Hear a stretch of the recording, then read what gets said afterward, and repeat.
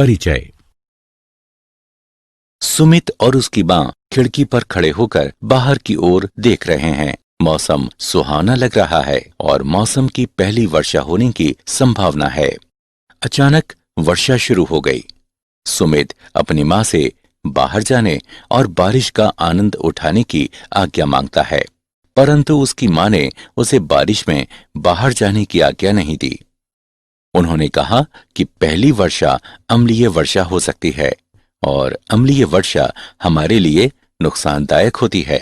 सुमित को उस विषय में कोई भी जानकारी नहीं थी और उसने उनसे पूछा, अम्लीय वर्षा क्या होती है? उन्होंने उत्तर दिया कि वातावरण में बहुत से प्रदूषित कण जैसे कार्बन, सल्फर और नाइट्रोजन आदि मौजूद रहते हैं। ये कण पानी की बूंदों के साथ अपचयोपचय अभिक्रियाएं करते हैं और उन्हें अम्लीय वर्षा में परिवर्तित कर देते हैं। विद्यार्थियों, अपचयोपचय अभिक्रियाएं हमारे चारों ओर हैं। ईंधन का जलना, भोजन का पचना, जैव पदार्थों का सड़ना अपचयोपचय अभिक्रियाओं के कुछ उदाहरण हैं।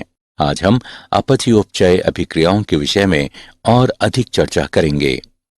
उद्देश्य: इस पाठ के अंत में आप निम्न करने में सक्षम हो जाएंगे। अपचयोपचय अभिक्रियाओं को परिभाषित करना, अपचयोपचय अभिक्रियाओं के उत्कृष्ट विचारों से परिचित होना, ऑक्सीकरण तथा अपचयन अभिक्रियाओं के आणविक विचारों को समझना, ऑक्सीकरण तथा अपचयन की समकालिक घटनाओं को जानना, ऑक्सीकरण संख्या की गणना करना, ऑक्सीकरण संख्या के आधार पर ऑक्सीकरण और अपचयन को परिभाषित करना, अपचयोपचय अभिक्रियाओं के प्रकारों को समझना, आयन इलेक्ट्रॉन पद्धति और ऑक्सीकरण संख्या पद्धति द्वारा संतुलन करना, अपचयोपचय अभिक्रियाओं और इलेक्ट्रोड विधि का विश्लेषण करना और विद्युत रासायनिक सेलों को परिभाषित करना। परिभाषा: हमारे प्रतिदिन के जीवन में हम लोहे में जंग लगना, कपड़ों का रंग फीका पड़ना, ज्वलनशील तत्वों जैसे कि भोजन पकाने वाली गैस, लकड़ी, कोयला इत्यादि का जलना जैसी विभिन्न प्रक्रियाओं को होते देखते हैं। ये सभी क्रियाएं विशिष्ट प्रकार की रासायनिक अभिक्रियाओं के वर्ग के अंतर्गत आती हैं, जिसे अपचयन, ऑक्सीकरण या अपचयोपचय अभिक्रियाएं कहते हैं। अपचयोपचय अभिक्रियाओं के चिर प्रतिष्ठित विचार। ऑक्सीकरण: ये ऑक्सीजन अथवा ऋण विद्युतीय तत्व का समावेश या हाइड्रोजन अथवा धन विद्युतीय तत्व के निष्कासन की एक प्रक्रिया होती है। अपचयन: यह हाइड्रोजन अथवा किसी धन विद्युतीय तत्व के समावेश या ऑक्सीजन अथवा ऋण विद्युतीय तत्व के निष्कासन की एक प्रक्रिया होती है। आइए अपचयोपचय अभिक्रियाओं को बेहतर ढंग से समझने के लिए कुछ उदाहरण देखते हैं। पीपीओ और कार्बन की अभिक्रियाएं। यहाँ लेड ऑक्साइड में से ऑक्सीजन निष्कासित हो जाती है और कार्बन में समावेशित हो जाती है। इस प्रकार पीबीओ अपचयित हो जाता है, जबकि सी ऑक्सीकृत होता है। H2S और Cl2 की अभिक्रियाएं।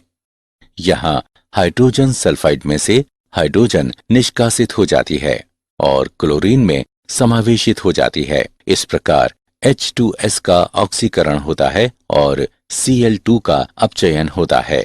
ऑक्सीकरण और अपचयोपचय अभिक्रियाओं की इलेक्ट्रॉनिक संकल्पना। इलेक्ट्रॉनों की एक स्पीशीज से दूसरे में स्थानांतरित होने के फलस्वरूप विद्युत रासायनिक अभिक्रियाएं घटित होती हैं।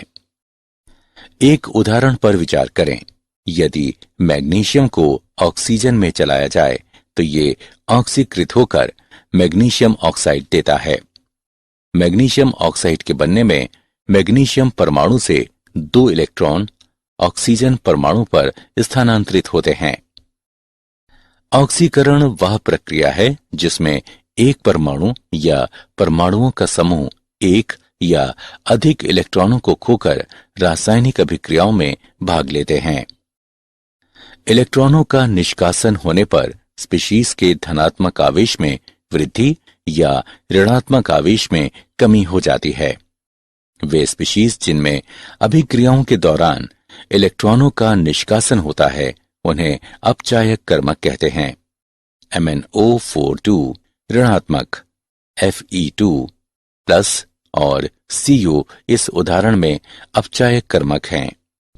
अपचयन वह प्रक्रिया है जिसमें एक परमाणु या परमाणुओं का समूह रासायनिक अभिक्रियाओं में भाग लेकर एक या अधिक इलेक्ट्रॉनों को ग्रहण करते हैं। इलेक्ट्रॉनों को ग्रहण करने पर स्पीशीज के धनात्मक आवेश में कमी या ऋणात्मक आवेश में वृद्धि होती है। वे स्पीशीज जो अभिक्रियाओं के दौरान इलेक्ट्रॉनों को ग्रहण करते हैं उन्हें ऑक्सीकरण कर्मक कहते हैं। Ag+, Fe3+, FeCN6 ऋणात्मक इस उदाहरण में ऑक्सीकरण कर्मक है। ऑक्सीकरण और अपचायक की समकालिक घटनाएं। चूंकि ऑक्सीकरण में इलेक्ट्रॉनों का विलोपन और अपचयन में इलेक्ट्रॉनों की प्राप्ति होती है, इसलिए यह स्पष्ट है कि यदि एक तत्व इलेक्ट्रॉनों को खोता है तो ठीक उसी समय दूसरे तत्व को इलेक्ट्रॉनों को अर्जित करना चाहिए।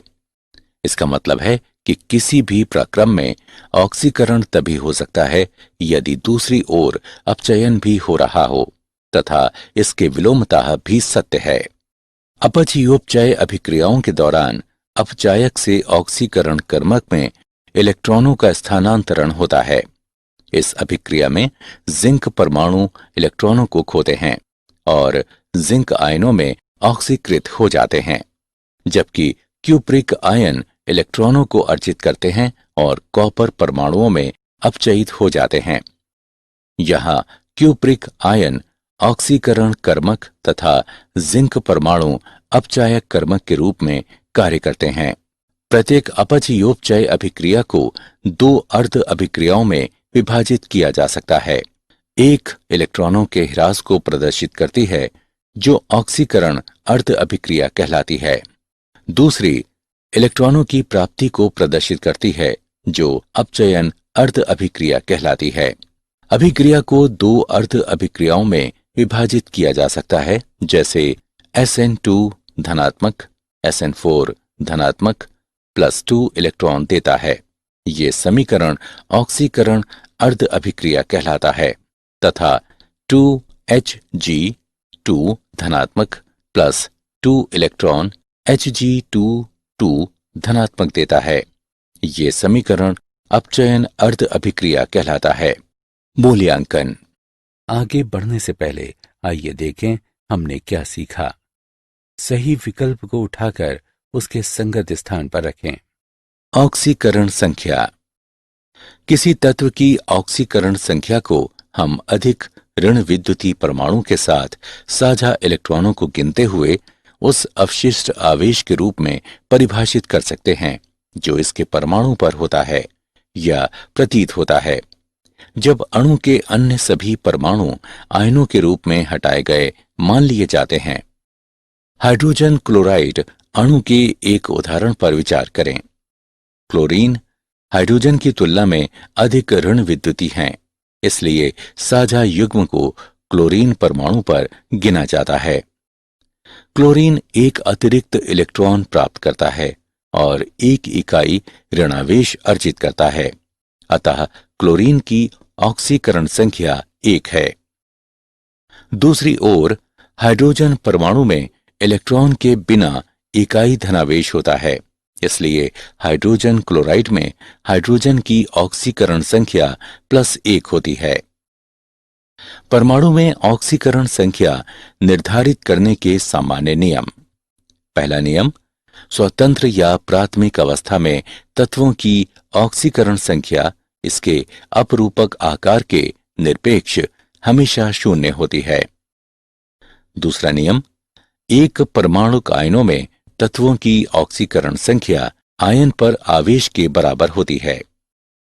तीसरा नियम, फ्लोरीन की ऑक्सीकरण संख्या इसके सभी यौगिकों में हमेशा ऋण 1 ही होती है।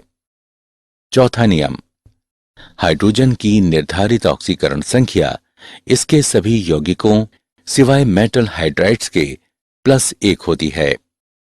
मेटल हाइड्राइड्स में हाइड्रोजन की ऑक्सीकरण संख्या -1 होती है। पांचवा नियम, ऑक्सीजन की आवंटित ऑक्सीकरण संख्या इसके अधिकतर यौगिकों में ऋण 2 है। छठा नियम, बहुपरमाणविक आयन में इसके सभी परमाणुओं की ऑक्सीकरण संख्याओं का योग आयन पर आवेश के बराबर होता है। सातवां नियम, मेटल और नॉन मेटल के दोहरे यौगिकों में मेटल परमाणु की ऑक्सीकरण संख्या धनात्मक होती है, जबकि नॉन मेटल परमाणु की ऑक्सीकरण संख्या ऋणात्मक होती है। आठवां नियम, नॉन मेटल्स के दोहरे यौगिकों में अधिक ऋण विद्युतीय परमाणु की ऋणात्मक ऑक्सीकरण संख्या, जबकि कम ऋण विद्युतीय परमाणु की धनात्मक ऑक्सीकरण संख्या होती है। ऑक्सीकरण संख्या के संदर्भ में ऑक्सीकरण और अपचयन। ऑक्सीकरण को हम उस रासायनिक प्रक्रिया के रूप में परिभाषित करते हैं जिसमें तत्वों की ऑक्सीकरण संख्या बढ़ती है। अपचयन को हम उस रासायनिक प्रक्रिया के रूप में परिभाषित कर सकते हैं जिसमें तत्वों की ऑक्सीकरण संख्या घटती है। हाइड्रोजन सल्फाइड तथा ब्रोमीन के बीच अभिक्रिया पर विचार करें जो हाइड्रोजन ब्रोमाइड और सल्फर देती है। ब्रोमीन की ऑक्सीकरण संख्या 0 से घटकर ऋण 1 हो जाती है, अतः ये अपचयित हो जाता है। S की ऑक्सीकरण संख्या ऋण 2 से बढ़कर 0 हो जाती है, अतः H2S ऑक्सीकृत हुआ है। ऑक्सीकारक कर्मक ऐसा पदार्थ होता है जिसके एक या अधिक तत्वों की ऑक्सीकरण संख्या में घटोत्तरी होती है। अपचायक कर्मक ऐसा पदार्थ होता है जिसके एक या अधिक तत्वों की ऑक्सीकरण संख्या में बढ़ोतरी होती है। इस उदाहरण में H2S अपचायक कर्मक जबकि Br2 ऑक्सीकारक कर्मक है। अपचयोपचय अभिक्रियाओं के प्रकार। योग अभिक्रियाएं। योग अभिक्रियाएं तब होती हैं जब 2 अभिकारक संयुक्त होकर एक उत्पाद बनाते हैं। मैग्नीशियम की वायु से अभिक्रिया इसका एक अच्छा उदाहरण है। अपघटन अभिक्रियाएं। अपघटन अभिक्रियाएं तब होती हैं जब एक अभिकारक विखंडित होकर 2 उत्पाद बनाता है। मरकरी ऑक्साइड का अपघटित होकर तत्व मरकरी तथा ऑक्सीजन देना इसका एक अच्छा उदाहरण है।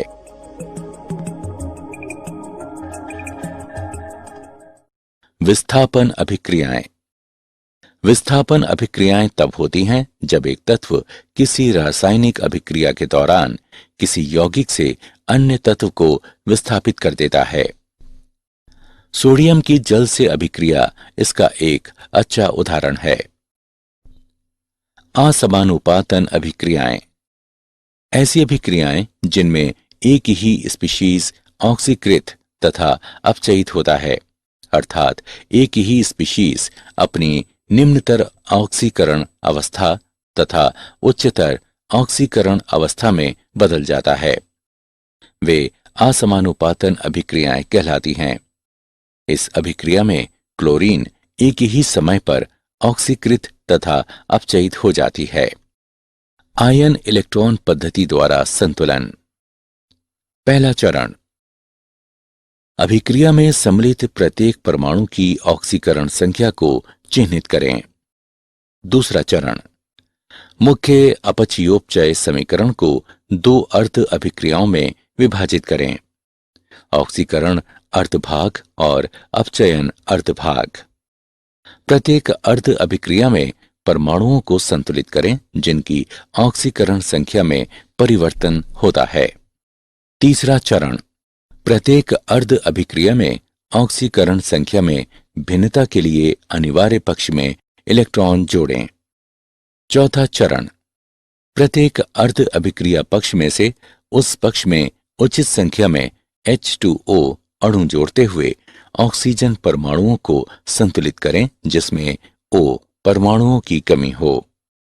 पांचवां चरण, प्रत्येक अर्ध अभिक्रिया पक्ष में से उस पक्ष में उचित संख्या में अम्लीय माध्यम के लिए H की पावर प्लस आयनों की उचित संख्या जोड़ते हुए तथा क्षारीय माध्यम के लिए H2O अणुओं की उचित संख्या जोड़ते हुए हाइड्रोजन परमाणुओं को संतुलित करें जिसमें H परमाणुओं की कमी हो।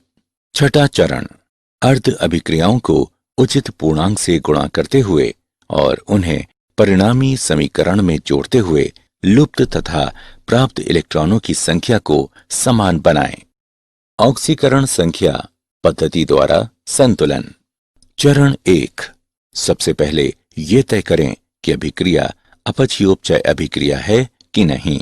अपचयोपचय अभिक्रिया में कम से कम एक परमाणु की ऑक्सीकरण संख्या परिवर्तित होगी।